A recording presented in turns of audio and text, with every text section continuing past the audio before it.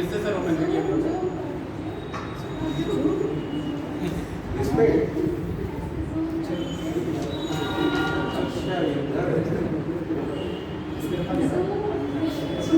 देखिए ये आपका जो है ठीक, आज जो हम लोग को टॉपिक पढ़ना है उसका नाम क्या है? उत्तर प्रदेश बजट। ठीक है ना, उत्तर प्रदेश। ठीक, उत्तर प्रदेश बजट इस समय का बजट जो चल आया है ना, ठीक है ना, क्लियर। ये आपका बजट उत्तर प्रदेश का इस वर्ष के लिए, ठीक है ना, क्लियर। जैसे इस बजट में क्या क्या है, ठीक, जैसे है क्या कि इस बजट को कब पेश किया गया? 20 फरवरी 2025 को, ठीक है ना। डेट जरूर याद रखिएगा क्योंकि उत्तर प्रदेश प्रीलिम्स में आप लोगों को पूछ देता है, डेट भी पूछ देता है कभी, ठीक है ना। भाई केंद्र सरकार का हमेशा फिक्स रहता है कब? 1 फरवरी, ठीक है ना। पहले 28 फरवरी रहता था, ठीक है ना, अब कितना है? 1 फरवरी, ठीक है ना, क्लियर। लेकिन राज्य सरकार कब पेश कर रही है, ठीक है ना, ये कोई सर्टेन नहीं रहता, ठीक है ना। तो जो डेट रहती है वो डेट आप लोग देख लेंगे एक बार प्रीलिम्स के दृष्टि से, ठीक है ना, क्लियर। अब इसमें जानना क्या है कि उत्तर प्रदेश बजट जो है, ठीक, इसमें ये 20 फरवरी को दिया गया 2025 को, ठीक, और 25-26 वर्ष के लिए है, ठीक है ना, क्लियर। 8,08,736 करोड़ रुपए का ये बजट जो है पेश किया गया, ठीक है ना। कितना पॉइंट्स है? 8,08,736 करोड़ रुपए का बजट है, ये ध्यान रखिएगा, ठीक है ना, क्लियर। कितना बजट का आकार अगर पूछा जाए, कई बार एग्जाम में पूछा गया है कि बजट का आकार कितना है, तो आप कितना बताओगे? 8,08,736, ठीक है ना। 8 दो बड़े अमाउंट हो गए, 1 लाख वाला, एक आपका 1000 वाला। करोड़ जो सबसे ज्यादा है वो कितना है? 736 मान लीजिए, ठीक है ना, क्लियर। तो इस तरीके से रट जाइए 887, ठीक है ना, क्लियर, इस तरीके से। तो फाइनली 8,08,736 करोड़ रुपए का बजट का आकार है, ठीक है ना। कहाँ? विधानसभा में पेश किया गया। बिंदु क्या है ये जानेंगे। सबसे पहले है बजट के बारे में कि सरकार ने बजट में किसानों, युवाओं, महिलाओं और बच्चों का विशेष ध्यान रखा है। जाहिर सी बात है कि हर बजट में इन्हीं लोगों का ध्यान विशेष रहता है, ठीक है ना, क्लियर। जैसे किसान है, ठीक, किसान पिछड़े हैं, जाहिर सी बात है कि उनके उन्नयन के लिए सरकार कुछ करेगी। युवा, ठीक है ना, बेरोजगार हैं, जाहिर सी बात है रोजगार के अवसर उपलब्ध कराएगी या उनके लिए कुछ ऐसे योजनाएं लेकर के आएगी जिससे कि रोजगार के अवसर उपलब्ध हो सके या उनको कुछ ना कुछ क्या हो सके, इनकम हो सके, ठीक है ना, आमदनी हो सके। महिलाएं, ठीक है ना, और बच्चे, इन लोगों का सबका विशेष ध्यान रखा जाता है, ठीक है ना, क्लियर। आगे आते हैं बजट में समाज के हर वर्ग, गरीब, ठीक है ना, मध्यम वर्ग, किसान, महिला, युवा और आम लोगों की जरूरतों को पूरा करने का प्रयास है। यह वास्तव में जनहित का क्या है? बजट, ठीक है ना, क्लियर। अब जानिए मुख्यमंत्री नए बजट को सनातन धर्म के सर्वे भवन्तु सुखिनः की अवधारणा के अनुरूप बताया है, ठीक है ना, क्लियर। ये ध्यान में रखिएगा याद प्रीलिम्स के लिए कि किस अवधारणा यानी किस कंसेप्ट पर इस बार का बजट आधारित है। तो किस पर आधारित है? सर्वे भवन्तु सुखिनः। सर्वे भवन्तु सुखिनः का मतलब ठीक हर जगह क्या हो? हाँ, सुख समृद्धि बनी रहे, ठीक है ना, सर्वे भवन्तु सुखिनः, ठीक। अब आइए बजट, वही चीज कि 8,000, ठीक है ना, 8,08,736 करोड़ रुपए इसका आकार है, जो पिछले वर्ष, पिछले वित्त वर्ष, ये वित्त वर्ष कौन सा है? 25-26। पिछला वित्त वर्ष कौन सा था? 24-25। 24-25 से कितना अधिक है? 9.8% अधिक है, ये ध्यान में रखिएगा, इंपॉर्टेंट है ये, ठीक है ना, प्रीलिम्स के दृष्टि से। पहले तो आकार इंपॉर्टेंट है, ठीक। आपका कंसेप्ट किस कंसेप्ट पर आधारित है, ये इंपॉर्टेंट है। तिथि इंपॉर्टेंट है कि 20 फरवरी को बजट पेश किया गया, ठीक है ना। और पिछले बजट से कितना परसेंट अधिक है? 9.8% अधिक है। ये भी इंपॉर्टेंट है, ये ध्यान में रखिएगा, ठीक है ना। क्लियर? आगे आते हैं। बजट में 28,478 करोड़ 34 लाख रुपए, ठीक है ना, इतने रुपए की नई योजनाएं सम्मिलित है। ये भी इंपॉर्टेंट डेटा है, जान करके इंपॉर्टेंट डेटा ही रखे गए हैं जो आपके एग्जामिनेशंस में आते हैं, ठीक है ना। पूछा जाएगा कि बजट में इस वर्ष में कौन से, ठीक है ना, कितनी नई योजनाएं शामिल की गई हैं। तो कितनी नई योजनाएं शामिल, वो कितने की नई योजनाएं शामिल की गई हैं? 28,478 करोड़ 34 लाख रुपए का बजट, ये नई योजनाएं शुरू की गई हैं नई स्कीम्स के लिए, ठीक है ना। आगे आइए। उत्तर प्रदेश में प्रति व्यक्ति आय 93,000 रुपए से अधिक है। ये भी इंपॉर्टेंट है, ये ध्यान में रखिएगा। प्रेजेंट टाइम में पर कैपिटा इनकम जो है, प्रति व्यक्ति आय जो है, वो कितनी है? 93,000 रुपए से अधिक है, ये ध्यान में रखिएगा, ठीक है ना। Per capita income. आगे आइए। भारतीय रिजर्व बैंक की एक रिपोर्ट के अनुसार सभी राज्यों के बीच कर प्राप्तियों में, यानी टैक्स कलेक्शन में, ठीक है ना, क्लियर, उत्तर प्रदेश की हिस्सेदारी देश में क्या है? सबसे अधिक है, ठीक है ना। उत्तर प्रदेश टैक्स वसूलने में सबसे ऊपर है, ये ध्यान में रखिएगा, ठीक है ना, क्लियर। सारे तरह के टैक्स, ऑल टैक्स इंक्लूड, ठीक है ना। तो कर प्राप्तियों में, टैक्स कलेक्शन में आप देखते होंगे जीएसटी ओएसटी जितने भी आते हैं सब इस टैक्स कलेक्शन में आएंगे। जीएसटी इस समय काफी ज्यादा रोल है। इस बार के जो लोग पीसीएस दे रहे होंगे, मेंस दे रहे हैं, उसमें सबसे ज्यादा पोस्ट किसकी है? जीएसटी कमिश्नर की है, ये ध्यान में रखिएगा, एसीसीटी, ठीक है ना। करीब 200 कह रहे हैं, 196 पोस्ट है, ठीक है ना। 196 पोस्ट है किसकी? आप एसीसीटी की, यानी असिस्टेंट कमिश्नर कमर्शियल टैक्स, ठीक है ना, जिसको जीएसटी कमिश्नर कहते हैं, ठीक है ना। तो जीएसटी कमिश्नर की सबसे ज्यादा, आप समझ लीजिए, सबसे ज्यादा तो नायब तहसीलदार की है, ठीक है ना, 252 या 258 पोस्टें हैं। लेकिन फिलहाल में इस बार जीएसटी कमिश्नर की पोस्ट भी अच्छी खासी आई है, इतनी आती नहीं है जल्दी, ठीक है ना। तो इस बार आया हुआ है, कितना आया हुआ है? 196 पोस्ट है, ये ध्यान में रखिएगा, ठीक है ना, क्लियर। आगे आइए। तो वही टैक्स कलेक्शन, ठीक है ना, टैक्स कलेक्शन में भी उत्तर प्रदेश वैसे भी नंबर 1 है, ठीक है ना। और सीपीओ की भी पोस्ट आई है। सीपीओ का मतलब क्या? कमर्शियल टैक्स ऑफिसर, ठीक है ना। उस विभाग से मतलब समझ लीजिए ज्यादा पोस्टें हैं, 250 प्लस पोस्टें हैं, ठीक है ना, क्लियर। आगे आइए, आगे देखते हैं। आगे दिया हुआ है प्रदेश की जीडीपी, ठीक है ना, प्रदेश की जीडीपी यानी ग्रॉस डेवलपमेंट, ठीक, ग्रॉस डोमेस्टिक प्रोडक्ट, ठीक। आगे आइए।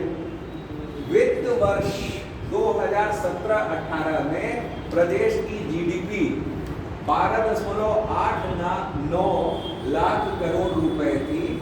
अब प्रेजेंट टाइम में 24-25 में ये बढ़ करके कितनी हो गई है? ये बढ़ करके 27.51 लाख करोड़ रुपए होने का अनुमान है या एस्टिमेशन है, ठीक है ना, क्लियर, एस्टिमेटेड है। तो मतलब ओवरऑल आप ये समझ लेना कि ये डेटा जो दिया हुआ है ये एकदम याद करने वाले डेटा है, इनको याद ही करना है, ठीक है ना, क्लियर। वही डेटा मेंशन है जो याद करने वाला है, जिसको आपके एग्जामिनेशन में पूछा जाएगा कि ये बताइए कि जीडीपी 17-18 में कितना था? 12.89, प्रेजेंट टाइम यानी 24-25 में बढ़ करके कितना हो गया? 27.51 लाख, ठीक है ना। आगे आइए।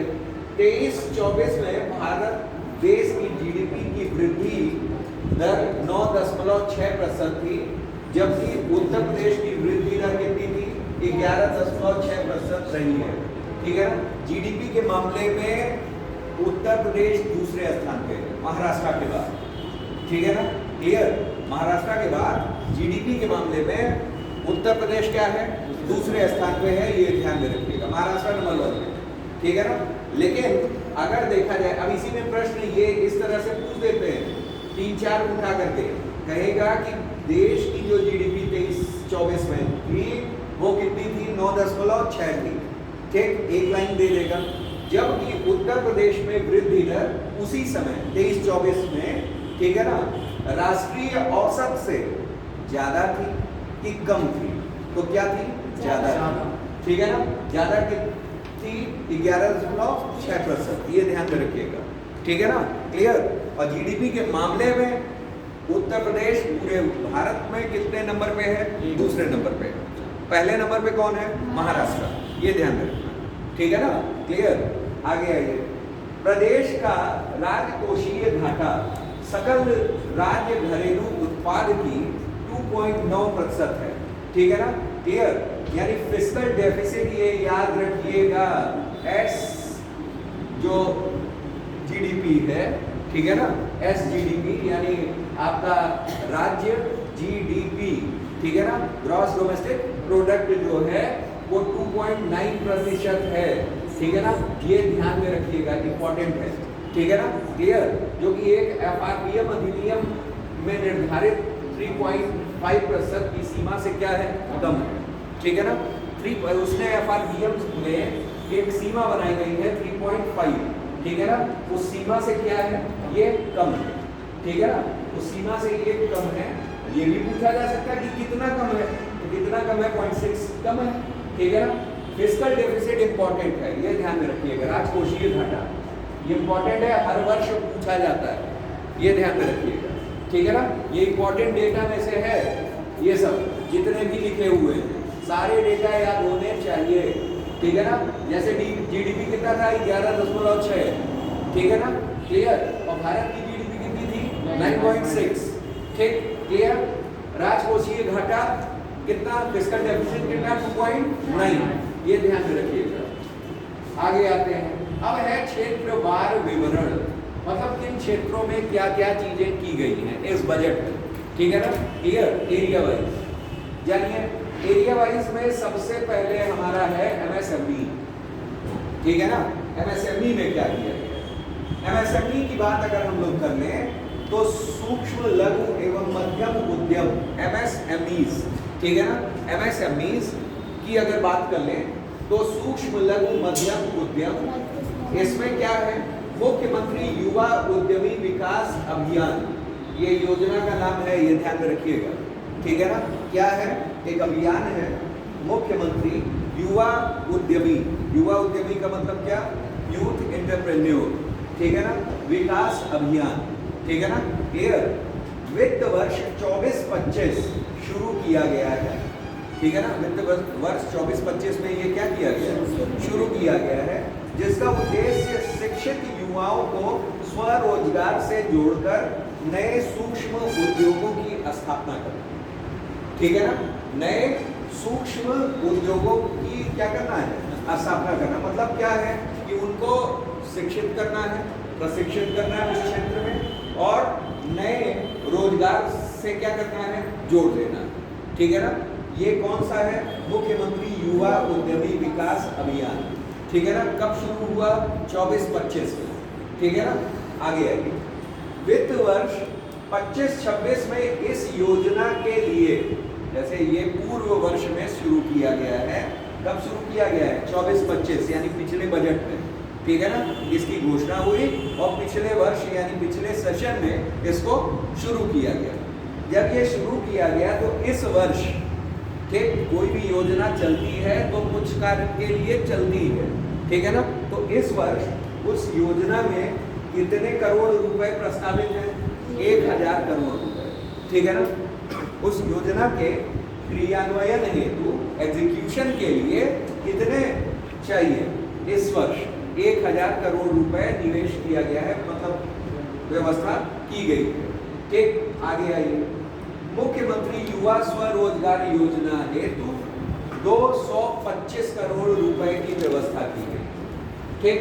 मतलब क्या है? एमएसएमईज में दो चीजें चलाई गई हैं। पहला क्या चलाया गया है? पहला चलाया गया है मुख्यमंत्री युवा उद्यमी विकास अभियान, ये पिछले वर्ष चलाया गया, और इस अभियान के लिए इस वित्तीय वर्ष में 1000 करोड़ रुपए देंगे, ठीक है ना, क्लियर। और मुख्यमंत्री युवा स्वरोजगार योजना के तहत इस सेशन में कितना मिलेगा, 225 करोड़ रुपए मिलेंगे, ठीक है ना, क्लियर। आगे आते हैं, आगे है हथकरघा एवं वस्त्र उद्योग, ठीक है ना, हथकरघा एवं वस्त्र उद्योग। यहाँ देखिए, हथकरघा उद्योग प्रदेश का सर्वाधिक रोजगार उपलब्ध कराने वाला विकेंद्रीकृत, ठीक है ना, कुटीर उद्योग है, ठीक है ना, ये ध्यान में रखिएगा कि सर्वाधिक रोजगार उपलब्ध कराने वाला कौन सा उद्योग है, वो है हथकरघा उद्योग, ठीक है ना, क्लियर। विकेंद्रीकृत कुटीर उद्योग, ठीक है ना, विकेंद्रीकृत का मतलब क्या, डिसेंट्रलाइज, ठीक है ना, क्लियर। प्रदेश में लगभग 1.91 लाख हथकरघा बुनकर एवं लगभग 80,000 हाउस होल्ड हैं, ठीक है ना, क्लियर। कितने हैं, 80,000 हाउस होल्ड और 1.91 लाख हथकरघा बुनकर। प्रदेश में 2.58 लाख पावर लूम कार्यरत है, ठीक है ना, क्लियर, जिसके माध्यम से लगभग कितने पावर लूम बुनकर अपना जीविकोपार्जन कर रहे हैं। देखिए ये डेटा बहुत इंपॉर्टेंट नहीं है, लेकिन फिलहाल में इसमें सबसे इंपॉर्टेंट जो है वो ये है, क्या है कि सर्वाधिक रोजगार उपलब्ध कराने वाला कौन सा कुटीर उद्योग है उत्तर प्रदेश का, तो आप क्या कहोगे, हथकरघा। कई बार एग्जाम में आया है, ठीक है ना, क्लियर। सबसे अधिक अगर देखा जाए तो हथकरघा उद्योग प्रदेश का सर्वाधिक रोजगार उपलब्ध कराने वाला कुटीर उद्योग, ठीक है ना, क्लियर। आगे आते हैं, पीएम मित्र योजना, ठीक है ना, पीएम मित्र योजना के तहत टेक्सटाइल पार्क्स की स्थापना हेतु 300 करोड़ रुपए की व्यवस्था की गई, ठीक है ना, क्लियर। ये ध्यान में रखिएगा, ये इंपॉर्टेंट है, ठीक है ना। कितने करोड़ रुपए की व्यवस्था की गई है, 300 करोड़ रुपए की व्यवस्था की गई है पीएम मित्र योजना के तहत, ठीक है ना। इस मित्र में टी जो है वो टेक्सटाइल, ठीक है ना, क्लियर। जानिए आगे दिया हुआ है उत्तर प्रदेश वस्त्र गारमेंटिंग पॉलिसी 2022, ठीक है ना, उत्तर प्रदेश वस्त्र गारमेंटिंग पॉलिसी 2022 के क्रियान्वयन हेतु 150 करोड़ रुपए की व्यवस्था, ठीक है ना, क्लियर। ये पॉलिसी इस वजह से क्योंकि इसमें आ गया है और 150 करोड़ रुपए दिए गए हैं, तो जाहिर सी बात है कि आपके मेंस के पॉलिसीज के लिए ये इम्पोर्टेंट भी हो जाता है। जो भी चर्चा का विषय वर्तमान में किसी भी संदर्भ में अगर हो जाए तो वो समझिए आपके एग्जामिनेशन के लिए क्या हो गया, इम्पोर्टेंट हो गया, ठीक है ना, क्लियर। तो ये भी है कि उत्तर प्रदेश में वस्त्र गारमेंटिंग पॉलिसी कब की है, 2022 की है, ठीक है ना, क्लियर। चलिए आगे जान लेते हैं, पीएम मित्र टेक्सटाइल योजना के लिए 150 करोड़ रुपए, ठीक है ना, 150 करोड़ रुपए, और उसी में टेक्सटाइल पार्क के लिए 300 करोड़, ठीक है ना, टेक्सटाइल पार्क के लिए 300 करोड़ और टेक्सटाइल योजना के लिए कितना, 150 करोड़, जस्ट आधार, ठीक है ना, क्लियर।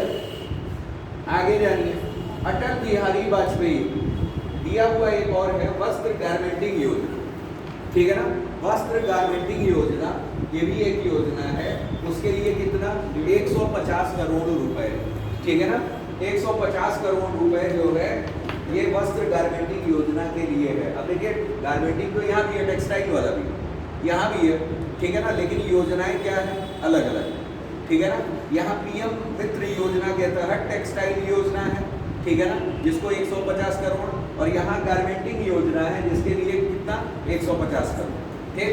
और पार्क के लिए दोनों का मिला करके कितना, 300 करोड़, ठीक है ना, क्लियर।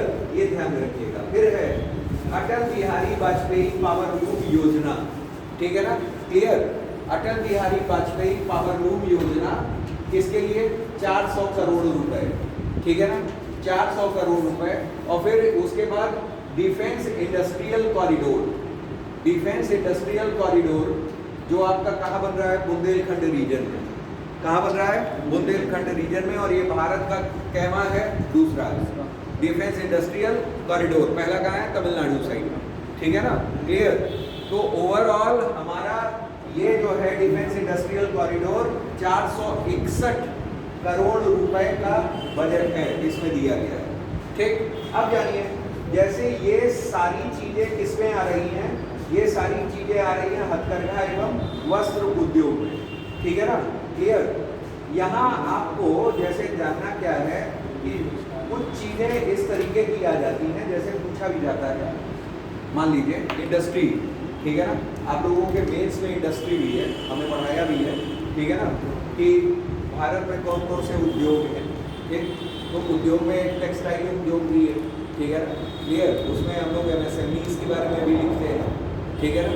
तो MSMEs और हथकरघा दोनों में आपको अगर कुछ चीज़ें याद हैं तो आप ये पॉइंट्स भी क्या कर सकते हैं, करंट इश्यूज में मेंशन कर सकते हैं, ठीक है ना। अदरवाइज कभी कभी आपके एग्जामिनेशन में, अभी मैंने बजट वाले मेंस के क्वेश्चन तो पढ़ाए नहीं है आपको कि क्या क्या आते हैं, इसके बाद वही पढ़ाऊंगा, तो उसमें कभी कभी सीधे सीधे आप लोगों को पूछ देता है इस तरीके के कि बजट 2025-26, अभी आपकी 25-26 है, तो बजट उत्तर प्रदेश बजट 2025-26 को का संक्षिप्त विवरण दीजिए। क्या संक्षिप्त विवरण दीजिए, तो संक्षिप्त विवरण आप क्या दोगे कि भैया यही है कि इस दिन पेश किया गया, ठीक है ना।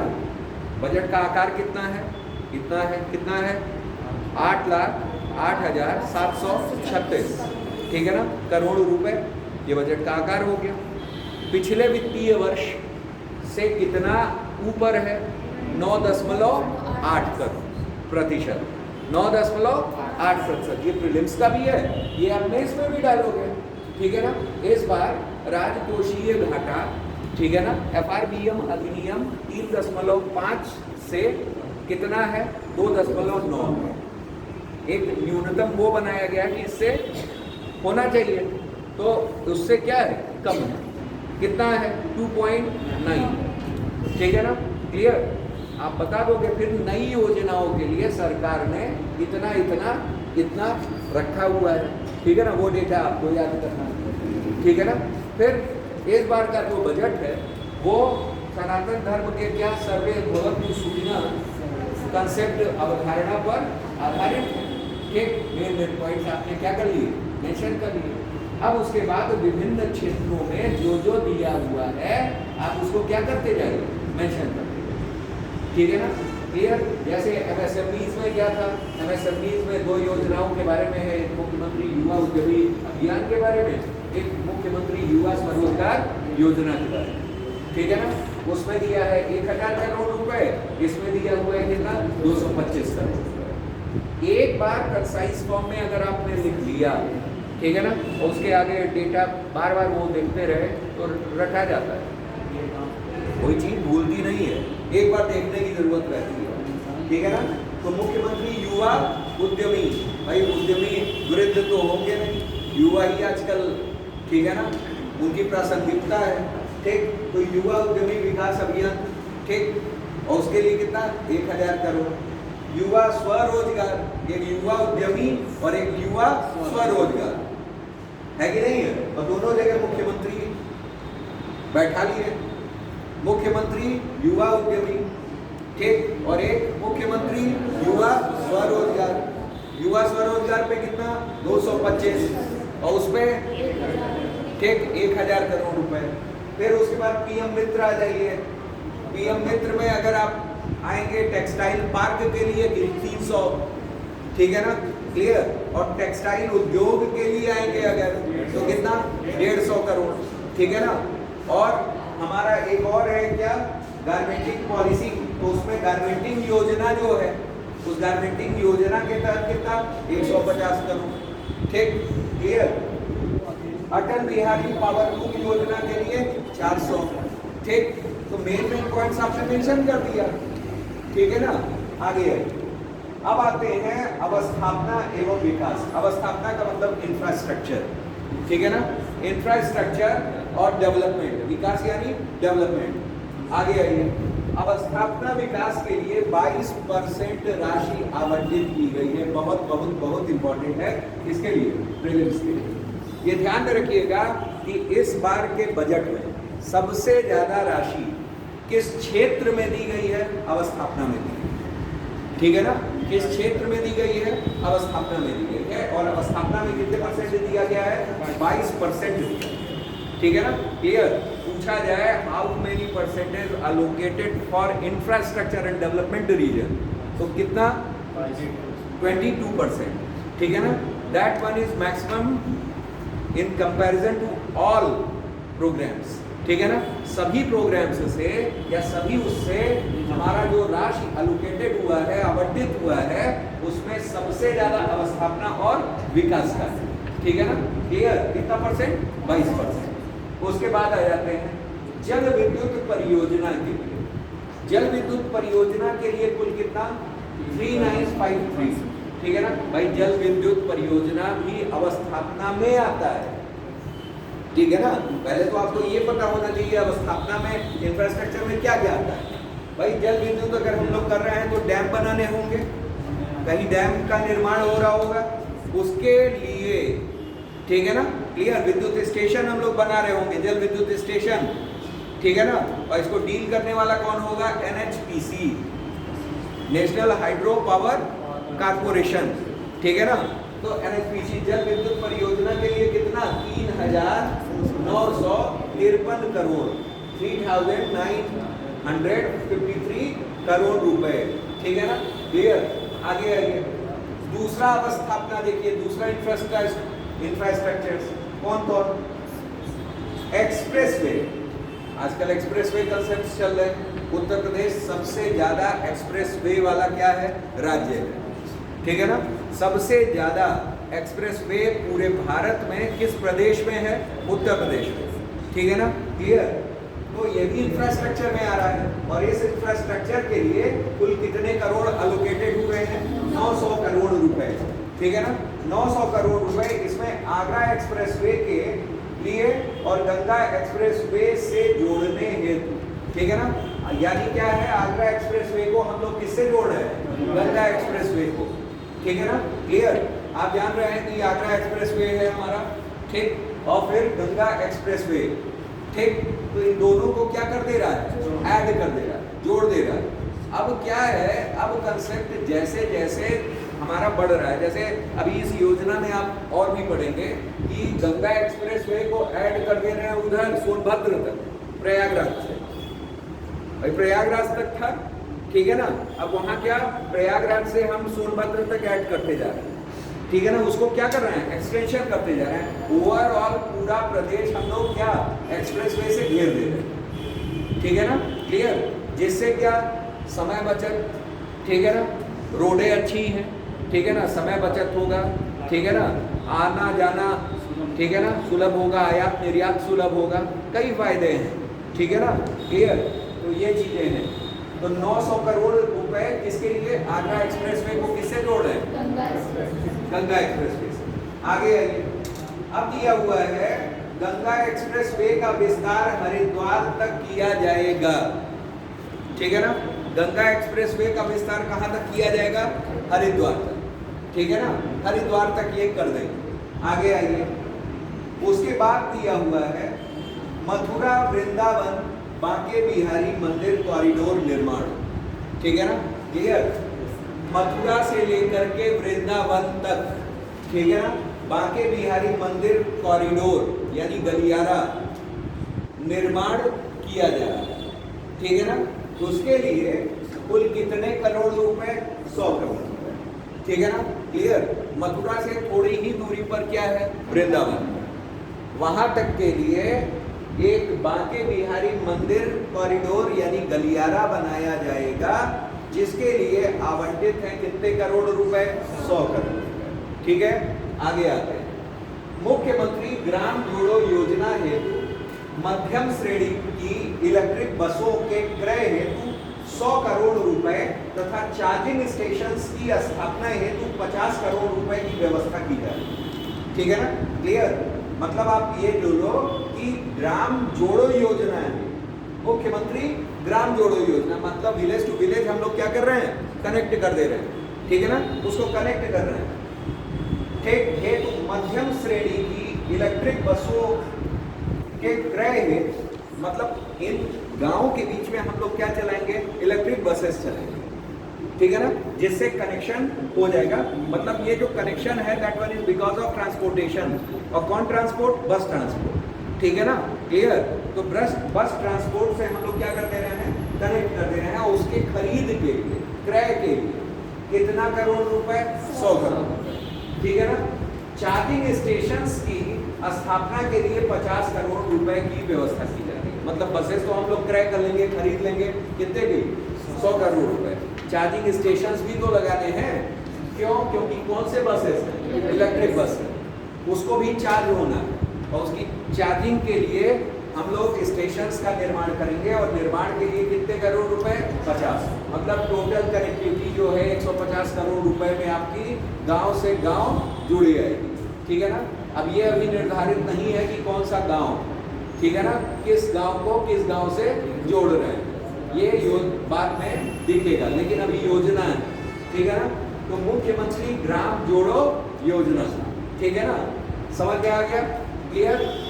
अब ये भी पूछा जा सकता है कि ग्राम जोड़ो योजना का संबंध किससे है, इलेक्ट्रिक बसों के संचालन से, इलेक्ट्रिक बसों के संचालन से, ठीक है ना, क्लियर। चलिए आगे आइए। अच्छा, ये भी एक चीज है क्या, ये भी ग्रीन एनवायरनमेंट लाने का एक जरिया है, मतलब प्रदूषण खत्म करने का जरिया है। फेम इंडिया एक योजना चली थी, उस फेम इंडिया के तहत इलेक्ट्रिक वाहनों को चलाने की बात कही गई है, ठीक है ना, इलेक्ट्रिक वाहनों को चलाने की बात की गई है। तो उसी का भी एक हिस्सा माना जाता है, ठीक है ना, क्लियर। आगे आइए। जल जीवन मिशन के लिए 4500 करोड़ रुपए की व्यवस्था की गई, ठीक है ना। जल जीवन मिशन बहुत इंपॉर्टेंट है, ये ध्यान में रखिएगा, पिछले भी पीसीएस में इससे प्रश्न आया था, ठीक है ना। जल जीवन मिशन इस बार कितना, 4500 करोड़ रुपए। अब आते हैं आपके क्षेत्र की बात, ठीक है ना। आपके क्षेत्र की बात का मतलब क्या, शिक्षा और उच्च शिक्षा, ठीक है ना, क्लियर। शिक्षा के लिए कुल 13% राशि आवंटित की गई, ठीक है ना। मतलब जहां अवस्थापना के लिए सबसे ज्यादा आवंटित किया गया है, कितना परसेंट, 22%, कितना परसेंट, 22%। उसी के उसमें शिक्षा का देखें तो शिक्षा में कितना परसेंट, 13% आवंटित किए गए, ठीक है ना। ये परसेंट याद रखिएगा, पूछे जाते हैं, ठीक है ना। या कभी कभी 4 ऑप्शंस दे देंगे और पूछेंगे क्रम से लगाइए कि किसमें सबसे ज्यादा एलोकेशन है, आवंटित राशि है सबसे ज्यादा किसमें, अवसंरचना और विकास में, इंफ्रास्ट्रक्चर एंड डेवलपमेंट, ठीक है ना, क्लियर। चलिए इसमें जान लेते हैं, शिक्षा के लिए कितना परसेंट, 13%, ठीक है ना, क्लियर।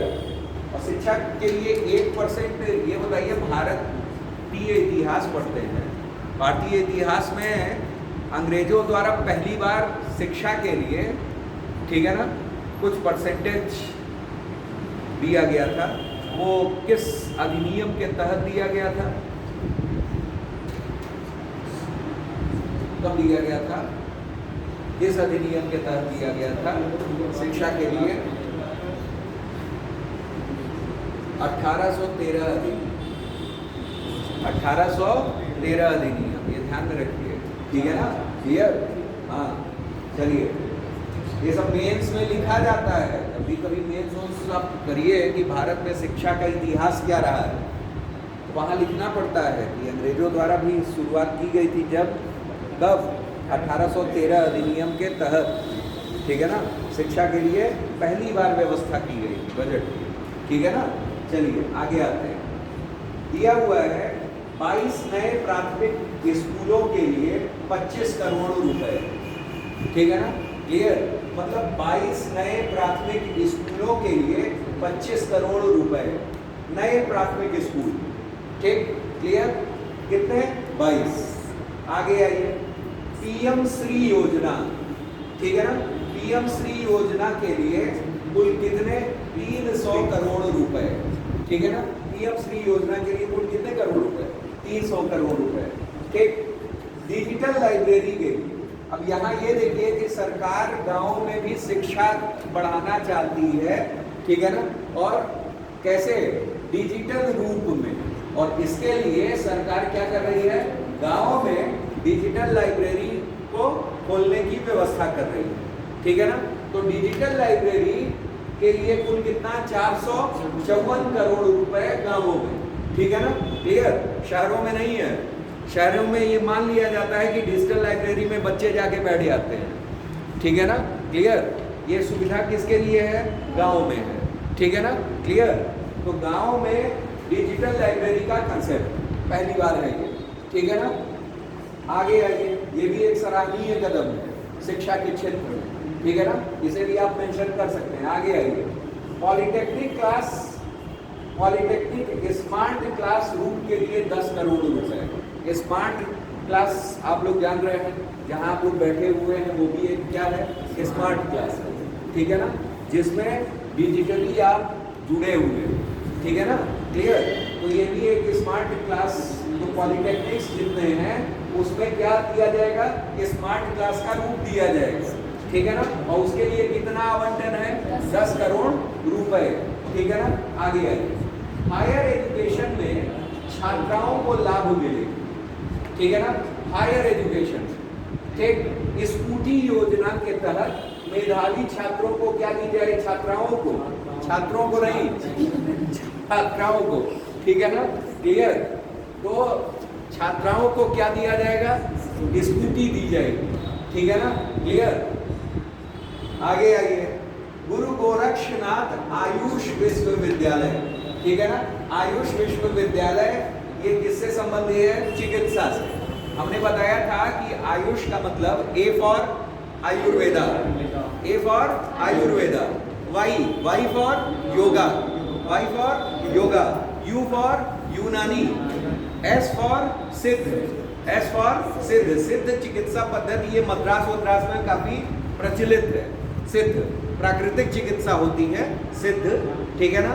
तो ये चिकित्सा प्रणाली कहाँ फेमस है, आपका चेन्नई, तमिलनाडु उस साइड में काफी फेमस है। और H for homeopathy, H for homeopathy.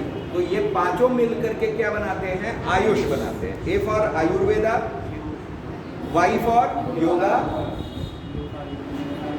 You for Unani, S for Siddha और एच फॉर होम्योपैथी, ठीक है ना। तो यही आयुष विश्वविद्यालय खुल रहा है गोरखपुर में, ठीक है ना। और उसका नाम क्या है, गुरु गोरक्षनाथ आयुष विश्वविद्यालय, ठीक है ना। ये गोरखपुर में, ठीक है ना, प्रेजेंट टाइम में निर्माणाधीन है। और उसके लिए 2025 में ये क्या हो जाएगा, पूरा हो जाएगा, ऐसा माना जा रहा है। तो इस बजट में उसके लिए भी आवंटन दिया गया, ठीक है ना। आगे आइए, बलिया और बलरामपुर में, ठीक है ना, बलिया और बलरामपुर में राजकीय मेडिकल कॉलेज की घोषणा की गई, ठीक है ना, क्लियर। सरकार की ये योजना है कि 75 जिलों में 75 मेडिकल कॉलेज उपलब्ध हो, ठीक है ना, जिससे जन साधारण को स्वास्थ्य की सुविधाएं इजीली अवेलेबल हो, ठीक है ना। इसके तहत 75 जिलों में 75 मेडिकल कॉलेज खोलने की क्या है, घोषणा है, ठीक है ना। उसी के तहत अब बलिया और बलरामपुर में भी राजकीय मेडिकल कॉलेज की घोषणा की जा रही है, ठीक है ना, क्लियर। कि इस वर्ष वहां भी क्या हो जाएगा, प्रारंभ किया जाएगा, ठीक। तो ओवरऑल एक बार फिर से जान लीजिए क्या क्या है। शिक्षा के लिए 13%, कितने प्राथमिक विद्यालय नए खुलेंगे, ठीक, 22, ठीक है ना, ये संख्या याद रखिएगा, ठीक है ना। आगे आइए, पीएम श्री के लिए 300 करोड़ रुपए। आगे आइए, डिजिटल लाइब्रेरी कहाँ खुलेगी, गांवों में, ठीक है ना। पॉलिटेक्निक को स्मार्ट रूम बनाएंगे, स्मार्ट क्लास का रूम बनाएंगे। हायर एजुकेशन में छात्राओं को स्कूटी दी जाएगी, किसके तहत, स्कूटी योजना के तहत, ठीक है ना। गुरु गोरक्षनाथ आयुष विश्वविद्यालय, ठीक है ना, 2025 में पूरा होगा, ठीक है ना, क्लियर। और बलिया और बलरामपुर में राजकीय मेडिकल कॉलेज की घोषणा। जाते हैं जब मेडिकल कॉलेज खुल जाते हैं तो वहाँ पढ़ाई शुरू कर दी जाती है, ठीक है ना। चिकित्सा व्यवस्थाएं धीरे धीरे शुरू हो जाती है, प्रारंभ हो जाती है, जन साधारण तक सुविधाएं पहुँचना शुरू हो जाती है। तो इसी के वजह में क्या कर दिए हैं, बलिया और बलरामपुर को भी क्या कर दिए हैं, राजकीय मेडिकल कॉलेज, ठीक है ना। आगे अब है हमारा कृषि और ग्रामीण विकास, ठीक है ना, कृषि एवं ग्रामीण विकास का क्षेत्र। कृषि और संबद्ध सेवाओं के लिए कितने % आवंटित है? 11%, ठीक है ना। कितने %? 11%, ठीक। सबसे ज्यादा कहाँ? अवसंरचना, ठीक है ना, इंफ्रास्ट्रक्चर में कितने %? 22%। स्वास्थ्य के क्षेत्र में कितने %? 13%। और फिर कृषि क्षेत्र में, सॉरी, शिक्षा में 13 और कृषि में कितने? 11, ठीक है। आगे आते हैं, कृषि में 11% आवंटित किया गया, एलोकेटेड किया गया। आगे आइए, गांव में नए स्टेडियम के लिए 125 करोड़ रुपए, ठीक है ना। गांव में देखिए काफी अब क्या हो रहा है, शहरीकरण की ओर क्या हो रहा है, हम लोग बढ़ रहे हैं, ठीक है ना। लेकिन यहाँ शहरीकरण दृष्टिकोण नहीं है। दृष्टिकोण क्या है कि गांव में ही वो सुविधाएं उपलब्ध कराना जो शहरों में उपलब्ध है, ठीक है ना, क्लियर। ताकि इससे फायदे हैं। आप ये नहीं कह सकते हो कि शहरीकरण हो जा रहा है, ये शहरीकरण नहीं है, स्मार्ट विलेज कंसेप्ट, बिल्कुल सही। ये क्या है? स्मार्ट विलेज कंसेप्ट है। कारण है इसका, कारण ये है करने के पीछे सरकार की मंशा क्या है। सरकार ये चाहती है कि जो लोग, ठीक है ना, सुविधाओं के अभाव में अपने गांव से शहरों की ओर पलायन करे आते हैं, ठीक है ना, जैसे स्वास्थ्य सुविधाएं, शिक्षा सुविधाएं, ठीक है ना, अवसंरचना सुविधाएं, ठीक है ना। तो इन सब सुविधाओं की कमी के कारण लोग, भाई हर कोई चाहता है कि हम सुविधाएं ले, ठीक है ना। तो उन सुविधाओं को प्राप्त करने के लिए लोग गांव से शहरों की ओर क्या हो जा रहे हैं? पलायन कर जा रहे हैं, स्केप कर जा रहे हैं, ठीक है ना। उस पलायन को रोकने के लिए ऐसी ऐसी सुविधाएं की जा रही हैं, ठीक। गांव में डिजिटलीकरण हो जाएगा, लाइब्रेरी हो जाए, ठीक है ना, स्वास्थ्य सुविधाएं हो जाए, हर जगह हर जिले में मेडिकल कॉलेज हो जाए, ठीक है ना, क्लियर। देखिए इस संदर्भ में मेंस के प्रश्न भी आपके बन सकते हैं, ठीक है ना। सरकार द्वारा किए जा रहे गांव के विकास के लिए इस वर्ष की योजना में क्या क्या है, तो आप हर क्षेत्र गिनवा सकते हो कि नहीं गिनवा सकते हो? कि अवसंरचना में हमने कर दिया कि भैया लाइब्रेरी खोल दे रहे हैं, मेडिकल कॉलेज खोल दे रहे हैं, ये सब कर रहे हैं कि नहीं कर रहे हैं? स्वास्थ्य सुविधाएं इजली अवेलेबल, कनेक्शन जोड़ रहे हैं गांव को गांव, ताकि भाई इलेक्ट्रिक बसें चले, ठीक है ना, इलेक्ट्रिक स्टेशन, वो सारी सुविधाएं जो शहर में है वो गांव में भी क्या करवा दी जाए, मुहैया करवा दी जाए, ठीक है ना। तो सारा कंसेप्ट सब देखिए आपके दिमाग में हर क्वेश्चन चलना चाहिए, क्या किस किस तरीके से सर एग्जाम में पूछा जा सकता है, ठीक है ना, और हर तरीके से आप लिख सकते हैं, ठीक है ना, क्लियर। आगे बढ़ते हैं, आगे दिया हुआ है 11% राशि और नए स्टेडियमों के लिए कितना? 125 करोड़। भाई जाहिर सी बात है, नए स्टेडियम होंगे तो प्रतिस्पर्धा का आयोजन भी कहाँ होगा? गांव में हो सकता है, ठीक। जो युवा शहरों की ओर भागते हैं, ठीक है ना, अपने क्रीड़ा प्रदर्शन के लिए, वो यहाँ उस प्रदर्शन को कर सकते हैं, प्रशिक्षित हो सकते हैं, ठीक है ना, क्लियर। खेल प्रशिक्षण हो सकता है। आगे आइए, मत्स्य संपदा योजना। मत्स्य संपदा योजना में 195 करोड़ रुपए, ठीक है ना, 195 करोड़, ठीक। और फिर उसके बाद स्वच्छ भारत मिशन के लिए 425 करोड़ रुपए, ठीक है ना।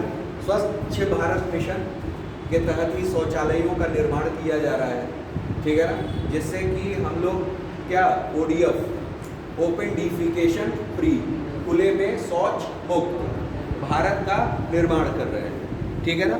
और ये प्राथमिकता कहाँ है? गांव में, ठीक है ना। ODF का मतलब क्या? ओपन डिफिकेशन, डिफिकेशन का मतलब शौच, ठीक है ना, फ्री, ODF, ठीक है ना, खुले में शौच मुक्त। इसके लिए सरकार क्या कर रही है?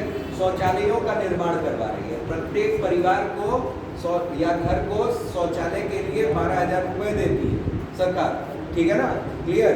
तो ये जो एलोकेशन है वो सब के लिए, ठीक है ना, स्वच्छता बनाए रखने के लिए, ठीक है ना, क्या स्वच्छ भारत मिशन, और इसमें क्या 2000 मतलब 425 रुपए। अच्छा, ये योजना कब शुरू हुई थी? 2 अक्टूबर 2014। बिल्कुल सही, 2 अक्टूबर 2014 को, ठीक है ना। दो, और जन धन योजना कब शुरू हुई थी बेटा? जन धन योजना है उसी के आसपास शुरू हुई, उसी से पहले 14 में ही शुरू हुई, ठीक है ना, 27 अगस्त, ठीक है ना, 27 अगस्त 2014, ठीक है ना, क्लियर। तो ये सब जितने भी योजनाएं, मतलब कम से कम आप समझिए कि इस गवर्नमेंट में जितनी योजनाएं चली हैं, कम से कम वो योजनाएं तो बिल्कुल एकदम रटे रहिए, ठीक है ना, रटे रहिए। उनका जो आपका टाइमलाइन वाले प्रश्न होते हैं, दे देते हैं कि ये योजना, ये योजना, ये योजना, इनको बैठाइए, ठीक है ना, तो बहुत ज़्यादा समय नहीं लगता है। सबको एकत्रित कीजिए, क्रम से लगाइए और देखते रहिए, सब याद हो जाएगा, ठीक है ना। चलिए आगे आते हैं। आगे दिया हुआ है क्या? महिला एवं बाल विकास। महिला एवं बाल विकास में आइए, इसमें है रानी लक्ष्मीबाई स्कूटी योजना। वो स्कूटी योजना अलग था, छात्राओं के लिए था, ठीक है ना, वो उच्च शिक्षा के लिए था, ठीक है ना, कि जो उच्च शिक्षा में, ठीक है ना, मेधावी छात्राएं होंगी, उनको क्या दिया जाएगा? स्कूटी दी जाएगी, ठीक है ना, क्लियर। लेकिन ये योजना अलग है, रानी लक्ष्मीबाई स्कूटी योजना। इसके लिए क्या है? 400 करोड़ रुपए है, ठीक है ना, क्लियर। पात्रता के आधार पर स्कूटी प्रदान की जाएगी, ठीक है ना, एलिजिबिलिटी के आधार पर, ठीक, एलिजिबिलिटी के आधार पर क्या प्रदान की जाएगी? स्कूटी प्रदान की जाएगी। आगे आते हैं। निराश्रित महिला पेंशन योजना के पात्र लाभार्थियों को देय पेंशन भुगतान के लिए 2,980 करोड़ रुपए की क्या कराई जाएगी? व्यवस्था कराई जाएगी। ये ध्यान रखिए, ठीक है ना, निराश्रित महिला पेंशन योजना, ठीक है ना। इसके लिए कितना? 2980, ठीक। तो मतलब महिला के लिए यहाँ दो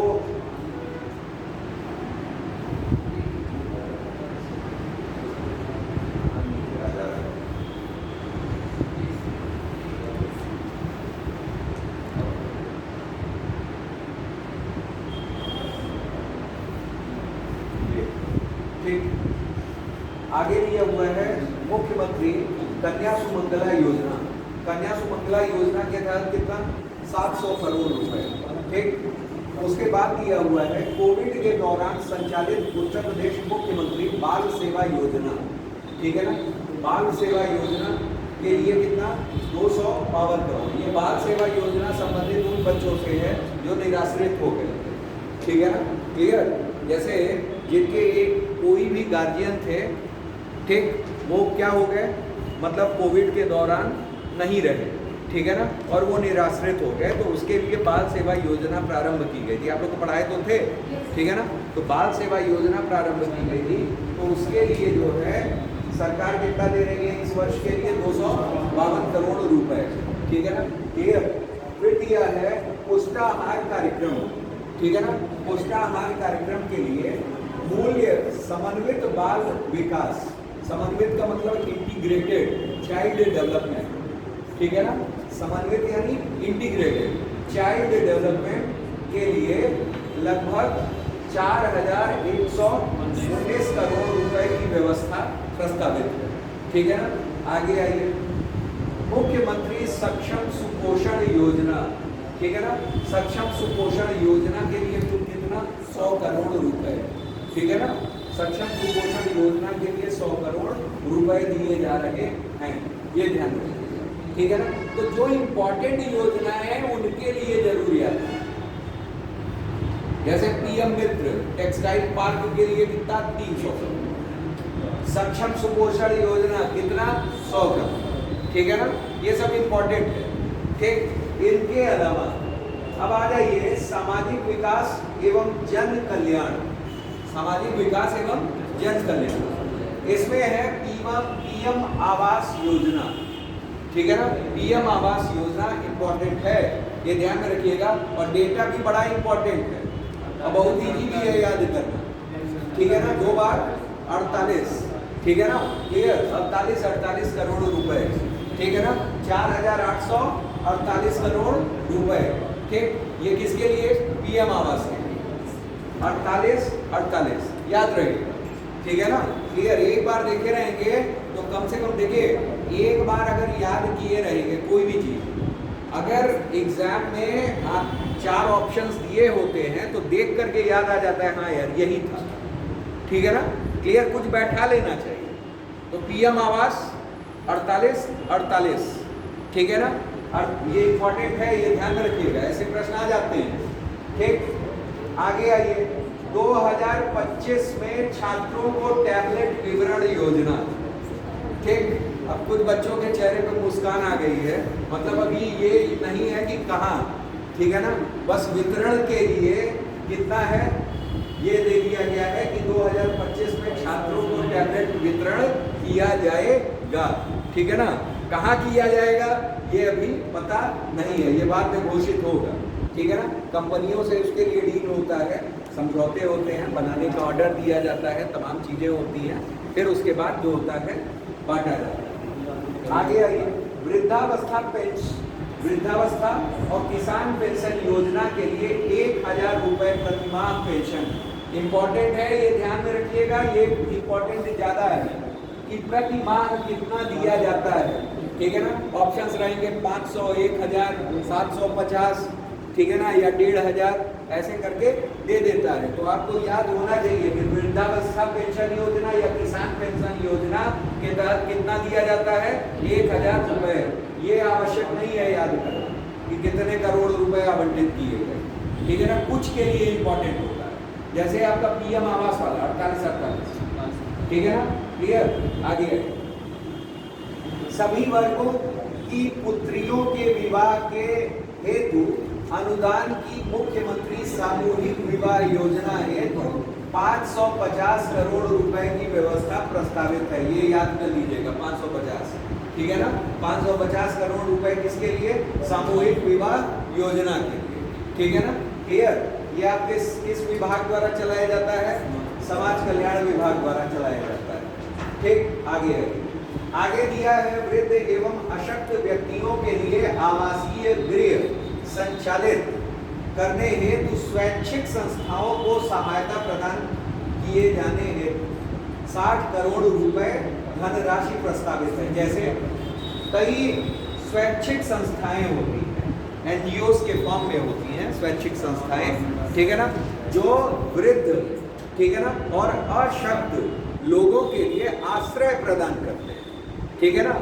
जैसे वृद्ध एवं अशक्त व्यक्तियों के लिए आवासीय गृह संचालन, ठीक है ना, कौन करता है?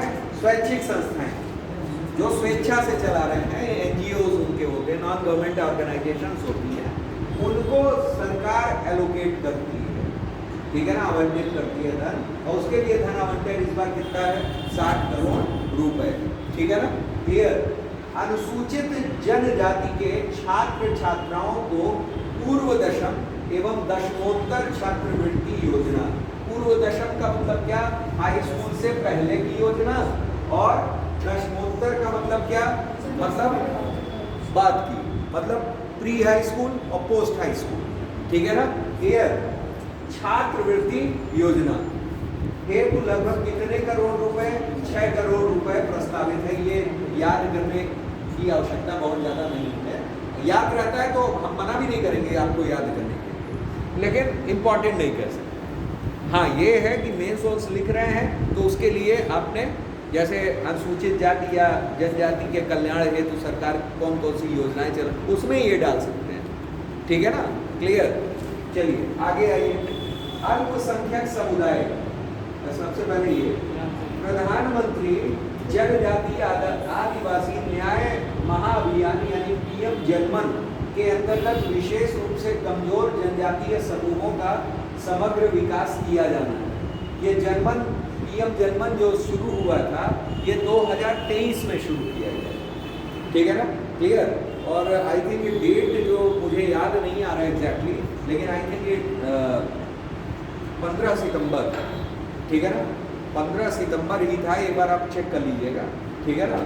तो उसी दिन ये शुरू किया गया था पीएम जनमन, ठीक है ना। जैसे इसमें कुछ समूह होते हैं जो विशेष रूप से कमजोर जनजातीय समूह होते हैं, उन्हीं के उत्थान के लिए ये योजना प्रारंभ की है, ठीक है ना, क्लियर। ऐसी चीजें हैं, उसमें कुल 75 या 70 समूह हैं ऐसे करके, उन्हीं का है, ठीक है ना, क्लियर। आगे आइए, हालांकि ये केंद्र सरकार द्वारा शुरू की गई है, लेकिन राज्य सरकार भी इसको क्या करेगी, प्रोत्साहन देगी, ठीक है ना। आगे आइए, अल्पसंख्यक समुदाय, ठीक है ना, अल्पसंख्यक समुदाय के विकास एवं उत्थान हेतु वित्त वर्ष इतने करोड़ रुपए की बजट व्यवस्था की गई। इसे भी याद कर लीजिए, ठीक है ना, कितना है, 1998 करोड़ रुपए, ठीक है ना, क्लियर।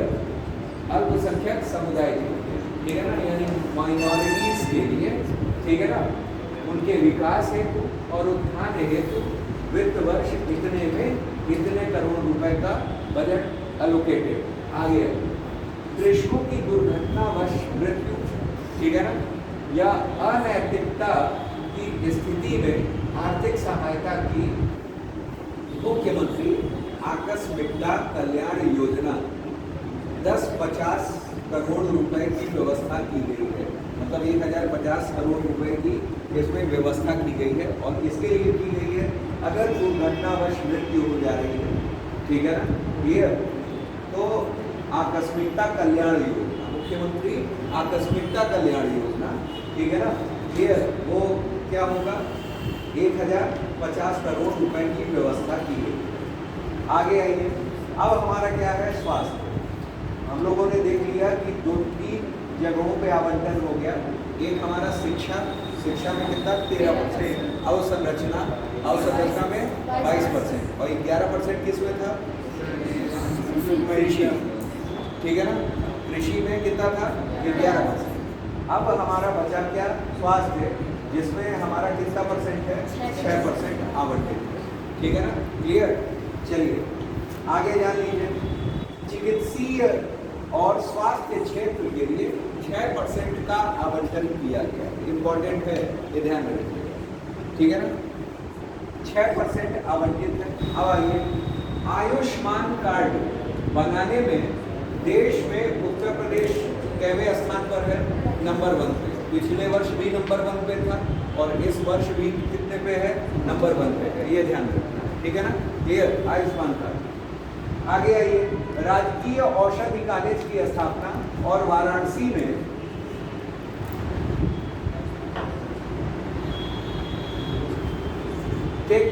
राजकीय औषधि कॉलेज की स्थापना और वाराणसी में राजकीय होम्योपैथिक मेडिकल कॉलेज की स्थापना। अब ये देखिए, यहाँ औषधि कॉलेज, औषधि यानी क्या, मतलब यहाँ हमारा फार्मेसी कॉलेज जिसको कहा जाता है, ठीक है ना, एक राजकीय फार्मेसी कॉलेज हमारी खोला जाएगा, और वाराणसी में एक क्या खोला जाएगा, होम्योपैथिक मेडिकल कॉलेज।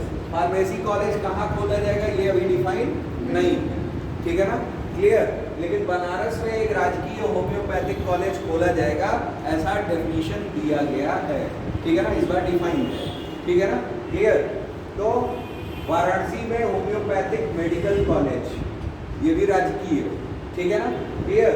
और राजकीय औषधि कॉलेज की स्थापना ये भी कंफर्म नहीं। आगे आते हैं, बलिया बलरामपुर, हम लोग इससे पहले भी पढ़ चुके हैं कि बलिया और बलरामपुर में एक राजकीय मेडिकल कॉलेज खोला जा रहा है। सरकार की योजना है कि 75 जिलों में 75 मेडिकल कॉलेज, उसी के लिए क्या है, बलिया और बलरामपुर में भी राजकीय मेडिकल कॉलेज बनाने की घोषणा की गई है, डिक्लेयर किया।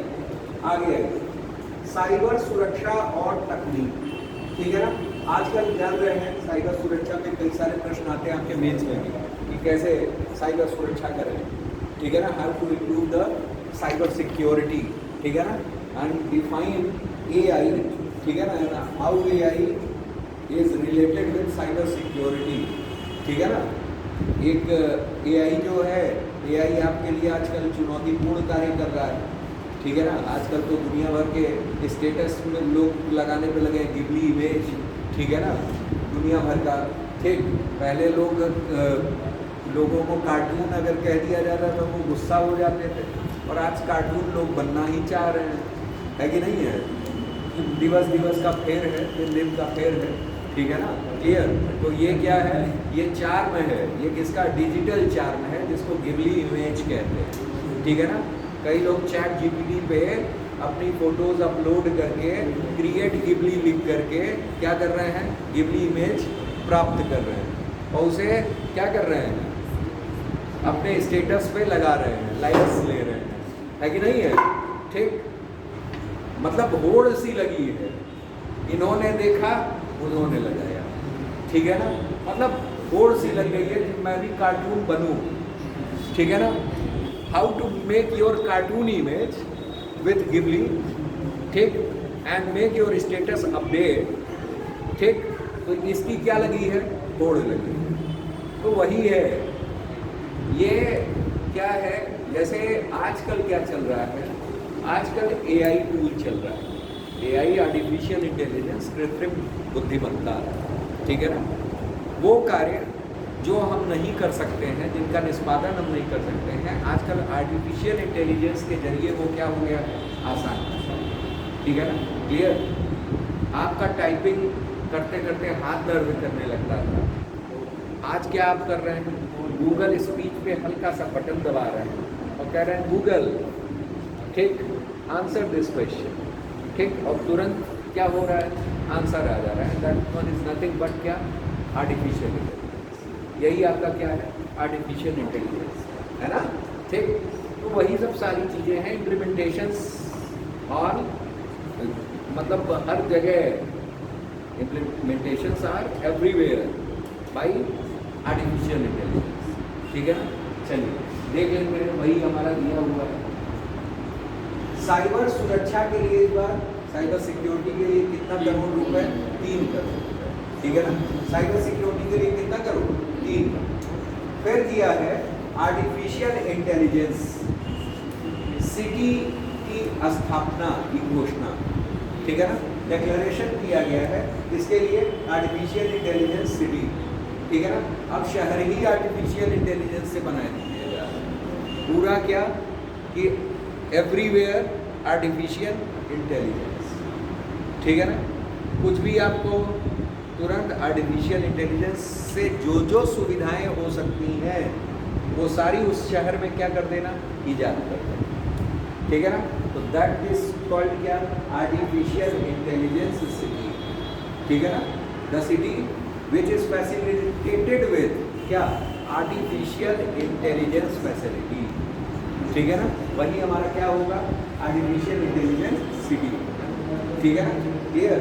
आगे टेक्नोलॉजी रिसर्च ट्रांसलेशन पार्क, ठीक है ना, टेक्नोलॉजी रिसर्च ट्रांसलेशन पार्क, ठीक है ना। यहाँ इस पार्क की स्थापना की जा रही है, ठीक है ना। यहाँ टेक्नोलॉजी होगा, रिसर्च ट्रांसलेशन पार्क, ठीक है ना, क्लियर। आगे आइए, लखनऊ में AICT बनाने के लिए 5 करोड़ रुपए का बजट दिया गया, ठीक है ना।